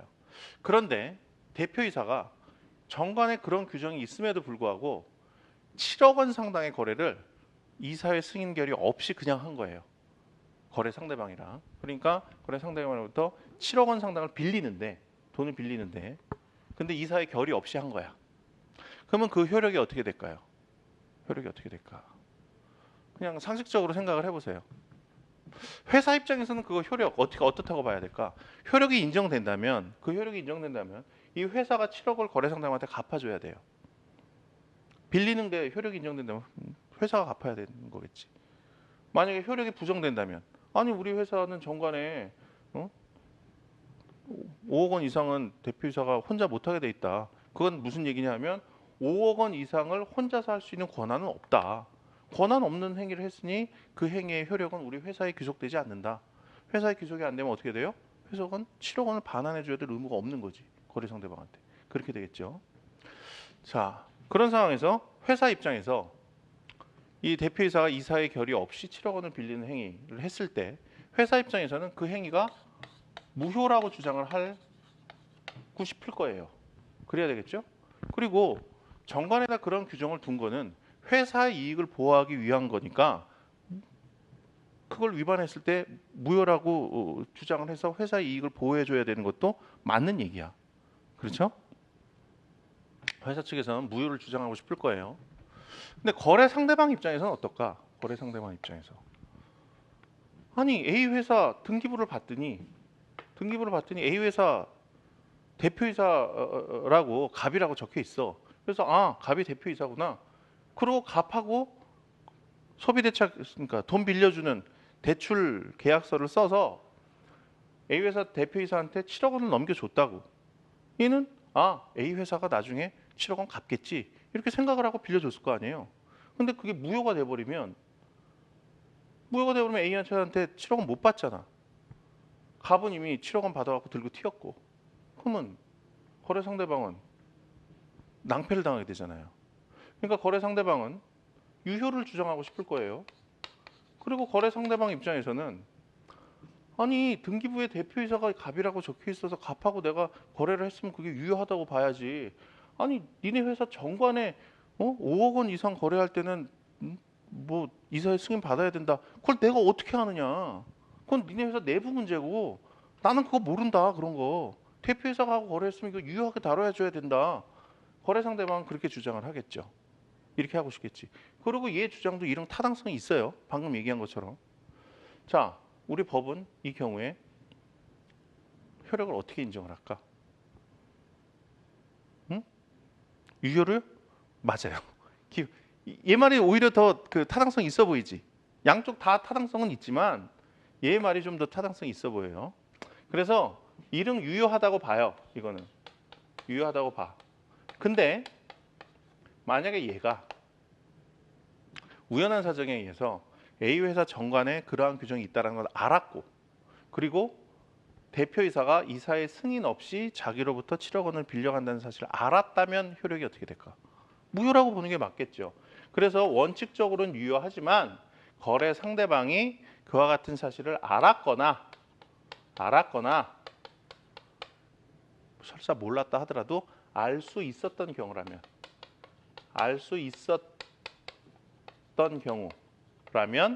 무효로 본다. 이렇게 해결을 해요. 이렇게 해결해요. 그래서 지금 이렇게 해결을 해요. 근데 이때 요걸 유효로 다뤄주는데 유효로 다뤄준다고 할 때 왜 유효로 다뤄주냐와 관련해서 거래 안전을 보호하기 위해서 그렇다라는 표현을 써요. 거래의 안전. 이거 자주 나오는 표현이니까 익숙해지셔야 돼요. 거래의 안전. 제가 이제 이런 개념은 변호사 시험 강의를 할 때는 너무 익숙한 개념이라 설명 다 안 하고 그냥 막 넘어가는데, 거래 안전 때문에 그래요. 그냥 또 하는데 이런 걸 이제 설명을 하려니까 조금 어렵네요. 거래 안전. 그러니까 만약에 거래 상대방 입장에서 봤을 때 자기가 알 수도 없는 정관 규정 같은 것 때문에 거래가 무효가 돼서 자기가 돈을 떼이는 낭패를 보게 되는 게 비일비재하게 일어난다면, 그러면은 우리나라 사람들은 누구하고 회사하고 거래를 못 할 거예요. 불안해서. 내가 알지 못하는 무슨 다른 사정에 의해서 지금 이 거래가 무효화되는 건 아닌가? 불안해서 못 할 거라고. 그래서 이런 경우는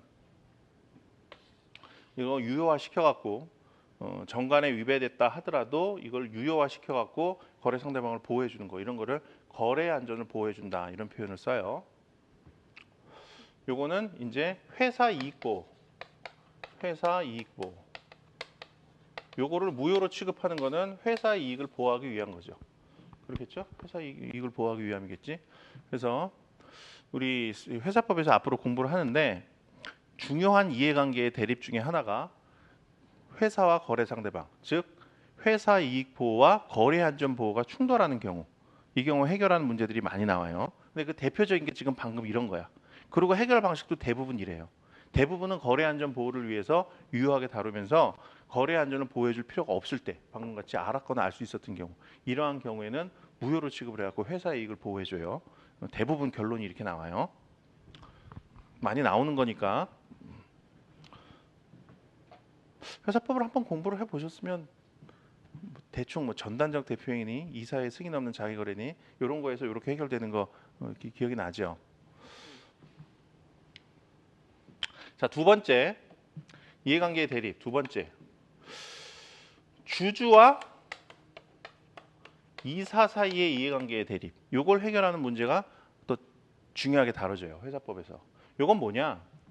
아까 여기서 설명한 것처럼 주식회사라는 게 기본적으로 주주들이 돈 모아서 이거를 이사한테 맡겨갖고 얘가 요걸 종잣돈으로 해서 영업을 해서 번 돈을 뭐 얘네들한테 주주들한테 나눠주는 이런 구조라고. 그런데 이사는 마음씨가 착한 사람이면 당연히 남의 돈 맡아갖고 내가 영업을 해야 될 위치에 있고, 그리고 내가 뭐 그걸 해주기로 하고 보수도 받게 돼 있으니 내가 열심히 주주들을 위해서 열심히 일을 해야지, 그렇게 생각하는 게 원칙이죠. 마음씨 착한 사람도 그렇게 할 거야. 근데 마음씨가 착하지 않은 사람도 있거든. 근데 그런 사람은 요 돈을 갖고 내가 뭔가 남용을 해서 이사의 지위를 이용해 갖고 뭐 남용을 해서 내 이익을 좀 꾀해야겠다, 이렇게 생각하는 사람도 있다고요. 근데 그거를 통제할 필요가 있겠죠. 그거를 통제하는 제도가 우리 상법에는 많이 있어요. 그리고 그 제도들이 시험에도 많이 출제되고 중요한 제도들이에요. 자, 뭐가 있을까? 이사의 의무, 각종 의무가 있겠죠. 이사의 의무, 규정들. 그리고 그 의무를 위반했을 때 이사의 책임, 이런 것들이 다 주주와 이사 간의 이해관계 충돌을 해결하기 위한 제도들이죠. 앞으로 이제 중요하게 배울 건데 대략 한번 보면, 지금 이거 개념 몰라도 상관없는데 여기 쓰는 것들 개념 몰라도 상관없어요. 앞으로 중요하게 배울 것들이니까. 자, 우선 이사의 의무, 선관주의 의무라는 게 있어요. 선관주의 의무. 이건 줄임말인데 선량한 관리자의 주의 의무라는 뜻이에요. 선량한 관리자의 주의 의무. 이거는 뭐 어렵게 표현을 하는데 남의 일 맡아서 할 때는 성실하게 일해라, 이런 뜻이에요. 그냥 성실하게 일해야 될 의무, 그런 뜻이에요. 그리고 이제 충실 의무라는 것도 있어요. 충실 의무. 내용은 거의 비슷한 거야. 선관주의 의무나 충실 의무나. 남의 일 맡아서 일할 때는 열심히 일해라, 성실하게. 그리고 이제 시험에 자주 나오는 거는 회사와의 이익 충돌 방지를 위해서 우리 상법이 특별히 인정하고 있는 세 가지 의무가 있죠. 경업 금지 의무, 경업 금지 의무, 자기거래 금지 의무, 그 다음에 회사 기회 유용 금지 의무, 회사 기회 유용 금지 의무. 경업 금지 의무, 이건 뭐냐? 회사와 경쟁이 되는 영업하지 말라는 거예요. 예를 들어서 요식업을 하는 회사의 이사직을 맡았다. 그러면은 이 회사를 위해서 광고도 하고 열심히 해야지. 옆에다가 똑같은 업종에 자기가 경영하고 그러면 안 된다는 거야. 회사 영업을 하면서 회사의 기밀을 많이 알게 되겠지. 거래처도 많이 확보를 하게 될 거고, 그런 거를 옆에다가 경쟁 영업을 자기 명의로 하나 채워놓고 그 기밀을 이용해서 자기 경쟁 영업 거기에다가 회사의 기밀을 이용해서 하면은 회사의 이익을 이쪽으로 뺏길 거 아니에요. 그런 거 하면 안 된다는 거예요. 회사를 위해서 일을 해야지 왜 경쟁업 차이가 차려놓고 그걸 위해서 일을 하냐 말이지. 자기거래 금지 의무, 이거는 이사가 회사의 거래 상대방이 되면 안 된다는 거야. 이사가. 왜냐하면 회사의 경영에 관한 의사결정 이사가 하죠. 근데 그 거래 상대방이 이사면, 그러면 이사가 회사 이익을 위해서가 아니라 거래 상대방인 자기의 이익을 위해서 의사결정을 하겠죠. 예를 들어서 회사가 보유하고 있는 10억 원 상당의 땅을 이사가 산다, 그런 입장이다. 그러면은 이 이사가 요거를 9억 원, 8억 원 이렇게 싸게 살려고 하겠지. 이사가 다른 사람한테 회사 재산을 팔 때는 아마 최대한 비싸게 받으려고 할 거예요. 근데 그 거래 상대방이 자기 자신이면 회사 이익을 희생시키면서 자기 이익을 챙기기 위해서 이걸 싸게 팔려고 하겠지. 그래서 자기 거래는 하면 안 된다. 이렇게 회사의 거래 상대방이 되는 걸 자기 거래라고 불러요. 그래서 자기 거래는 하면 안 된다. 회사 기회 유용 금지 의무. 회사에 사업 기회가 있는데 그 사업 기회를 이사가 자기가 낼름 가로채 갖고 회사의 사업 기회를 이용해서는 안 된다는 거예요. 자, 이게 다 주주와 이사 간의 이해관계죠.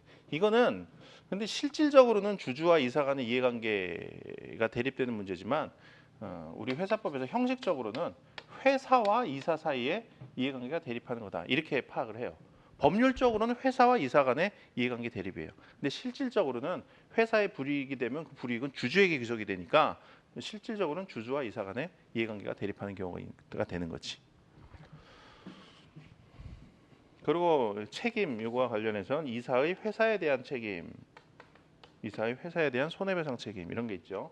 이런 의무에 위반해 갖고 이사가 회사한테 손해를 끼치면 이사는 회사에 대해서 손해배상 책임을 져야 된다. 그런 게 있어요. 그리고 이제 대표 소송이라는 것도 있죠. 대표 소송. 이사가 회사에 대해서 손해배상 책임을 져야 된다라는 건 바꿔 얘기하면 회사가 이사에 대해서 손해배상 채권을 취득했다 이런 의미가 되죠.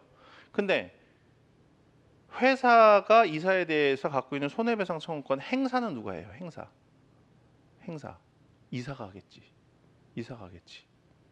행사. 예를 들어서 이사를 상대로 해서 손해배상 청구 소송을 제기한다.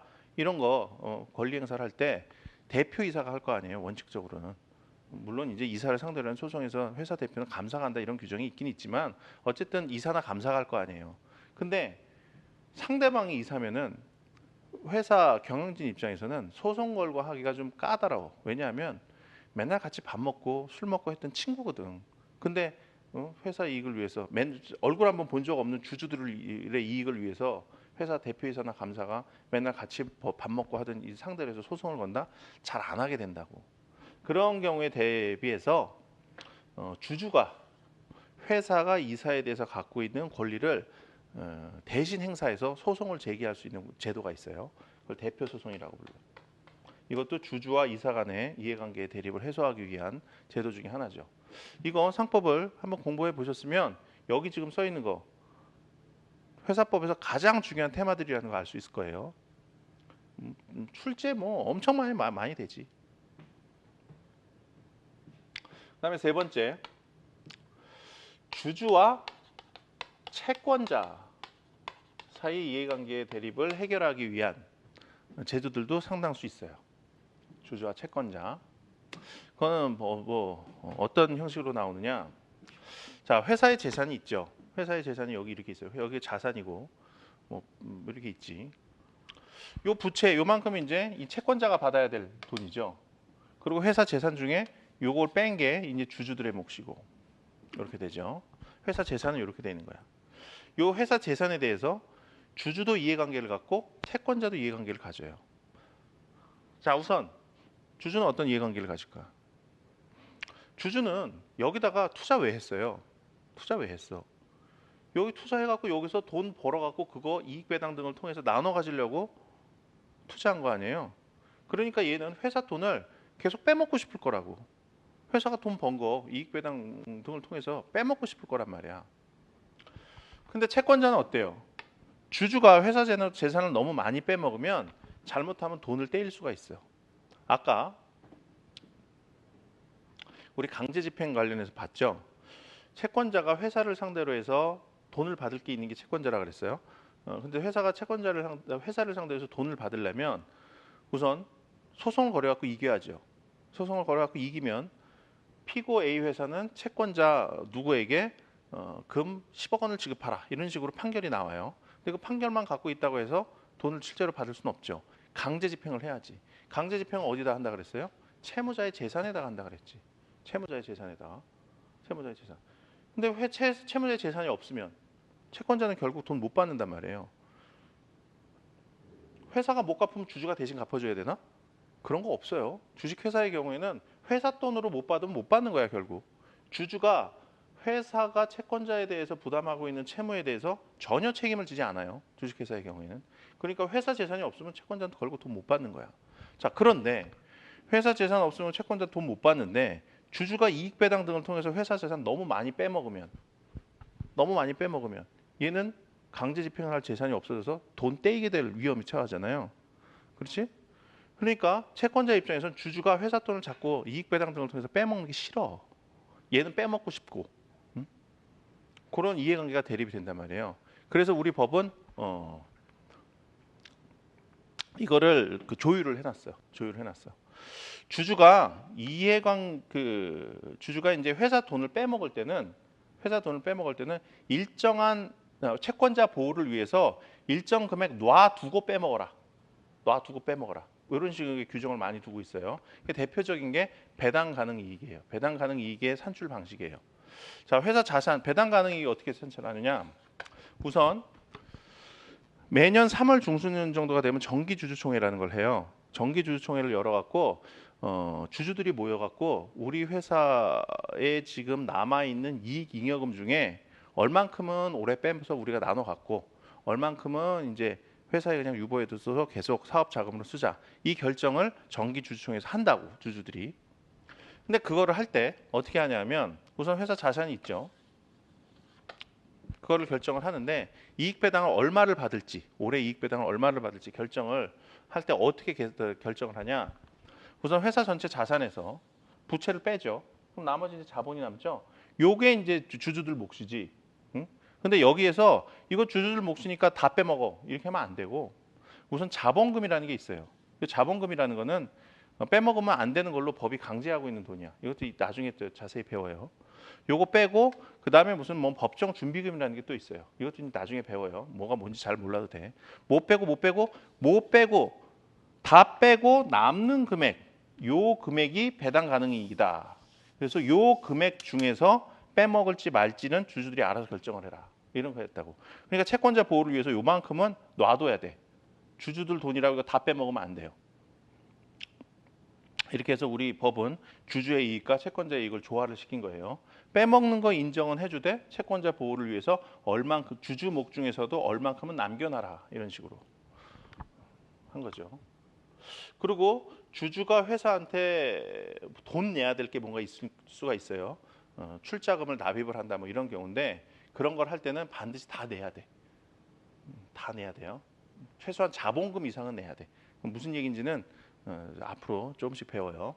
이런 식으로 주주하고 채권자 이해관계 조율을 했는데 저 주주와 채권자 이해관계 조율과 관련해서 자주 등장하는 개념이 자본금 충실의 원칙이라는 개념이 있어요. 자본금 충실의 원칙. 그게 이제 기본적인 개념은 그거예요. 주주들이 돈 빼먹되 채권자 보호를 위해서는 회사에 어느 정도 자산을 항상 남겨놔야 된다. 그게 이제 기본적으로 자본금 충실의 원칙이에요. 그런 의미야. 자, 여기 이해관계 이렇게 보면은 대략 다 본 거예요. 회사법이 요 세 가지의 이해관계를 해결하는 규정들이야. 거의 대부분이 요 세 가지.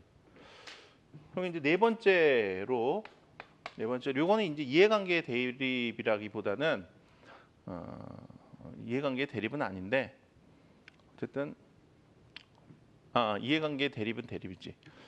대주주와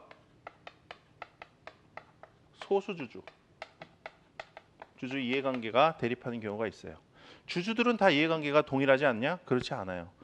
대주주의 이해관계, 대주주와 소수주주 간의 이해관계가 대립하는 경우가 간혹 있어요. 이거는 이런 형태로 나타나요. 회사의 경영진이 대주주의 편에 서갖고 대주주한테 이익이 되고 소수주한테 불리하게 되는, 손해가 되는 의사결정을 하는 경우가 있어요. 뭐 그런 경우가 많겠죠. 아무래도 이사는 주주총회에서 선임을 하는데 주주총회에서 의결권 행사는 주식 많이 갖고 있는 사람이 의결권 행사할 때 좀 우선권이 있잖아요.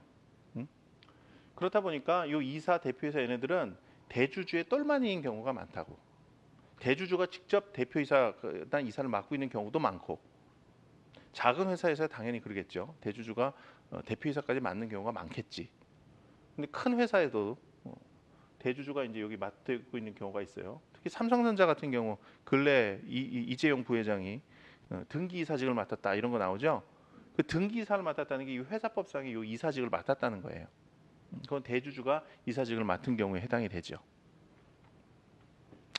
요거는 이제 예를 들어서 이런 경우예요. 이런 경우야.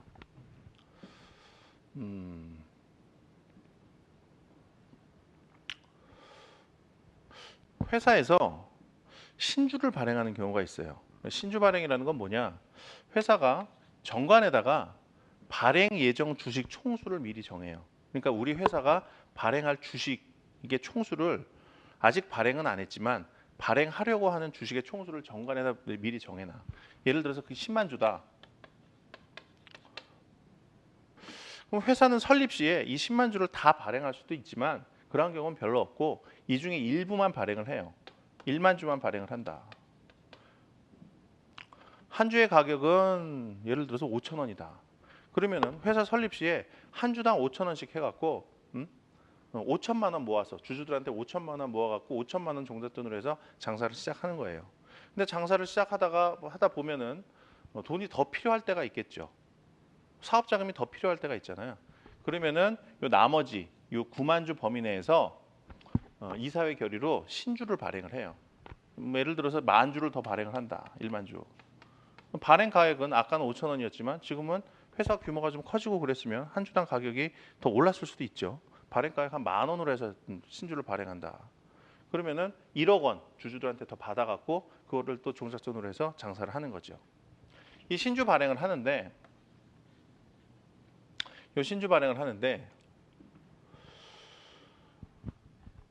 이 신주를 발행할 때는 주주들한테 보유 주식수에 비례해서 이 신주를 인수할 수 있는 권리를 줘야 돼요. 근데 한 주당 10,000원짜리 신주를 대주주한테만 몰빵을 해서 인수할 수 있는 권리를 주면서 되게 싸게 인수할 수 있는 권리를 줄 수가 있어. 요 이사회에서. 그렇게 돼 버리면 그건 이제 나중에 신주인수에서 정확히 설명을 할 텐데 그렇게 돼 버리면 한 주당 10,000원짜리를 주주가 예를 들어서 5,000원에 인수를 할 수 있는 권리를 받는다. 대주주가. 얘네들을 하고 짜고 해서 그렇게 돼 버리면 소수주주들의 부가 소수주들의 재산이 대주주에게 이전하는 현상이 발생해요. 어떻게 그렇게 되는지 나중에 신주 발행에서 정확히 설명을 해드릴게요. 그렇게 된다고. 그럼 소수주들은 신경질이 나는 거지. 근데 그런 거를 통제하는 방법들이 우리 회사법에서 꽤 등장을 해요. 자, 요 네 가지 정도가 우리 회사법에서 지금 해결하려고 하는 중심 과제들이에요. 앞으로 나올 때마다 요 중에 어디에 해당하는가 뭐 이거를 따져가면서 공부를 하시는 것도 뭐 좋은 공부 방법이에요. 겹치는 경우도 있어. 자기거래 금지 의무. 요거는 자기거래를 금지한 하지 못하도록 한 거 그 자체는 이사와 회사 사이에 그 이해관계의 충돌을 방지하기 위한 거죠. 근데 자기 거래를 금지하면서 이렇게 규정을 해놨어요. 우리 법은 원칙적으로는 이사는 회사를 상대로 해서 거래를 하면 안 된다. 근데 예외적으로 이사회 승인을 받으면 할 수 있다. 이렇게 해놨다고. 근데 이사회 승인 안 받고 거래를 하면 그 거래 효력은 어떻게 되느냐. 이거와 관련해서 상대적 무효설이라 그래갖고 회사와 이사 사이에서 무효다. 그거는. 근데 제3자와 회사와의 사이에서는 유효로 다뤄져요. 상대적 무효로. 제3자와 회사와의 관계에서는 제3자가 이사의 승인을 받지 않았다는 사실을 몰랐으면 여기서 본 것처럼 유효로 다뤄지고 알았다면 회사 이익보를 위해서 무효로 다뤄지고 그렇게 돼요. 그래서 이사의 자유거래 금지고 뭐 이 경우는 이것도 해당하고 저기에도 해당하고 둘 다 해당하는 그렇게 되는 거죠. 자, 잠시 쉬었다가 본격적으로 이제 회사법을 들어갈게요.